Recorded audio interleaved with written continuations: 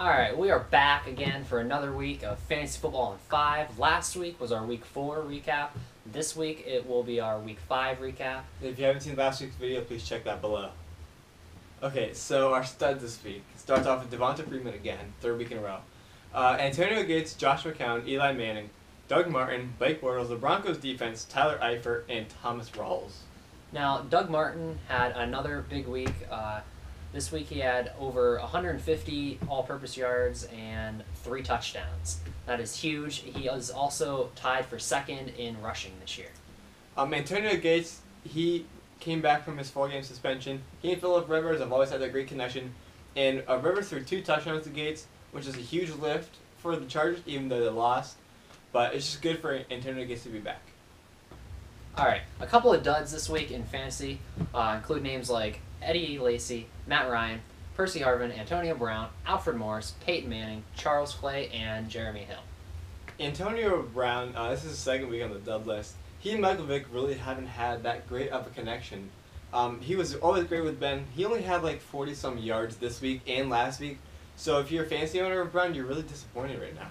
Yeah, which I am. Matt Ryan has done all right until this week. He only had 250 yards, 2 interceptions, no touchdowns, which produced, I think, 6 points. Mm-hmm. It's pretty meager.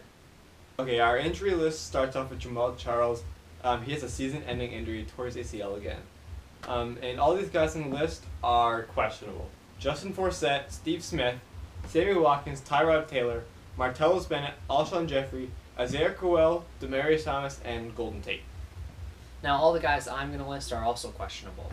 The Green Bay wide receivers, which include Randall Cobb, Devontae Adams, and James Jones, Andrew Luck, T.Y. Hilton, Dion Lewis, New York Giants receivers, which include Ruben Randall, Victor Cruz, and Odell. Nelson Aguilar is questionable, Martavis Bryant, Vernon Davis, and Deshaun Jackson also. Now, Stevie Johnson is doubtful. Okay, so some news in the NFL this week. Obviously, we just mentioned that Jamal Charles will be out for the season for the torn ACL, another big blow to the Chiefs. Charcandrick West will be backing him up. Marquise Pouncey, the Steelers center, he's likely to miss the season now. He got his ankle rolled up in the preseason. This will be his second full season not playing. The Cardinals signed Dwight Freeney to a 1-year deal, which is going to increase their pass rushing ability, which is already phenomenal, so watch out.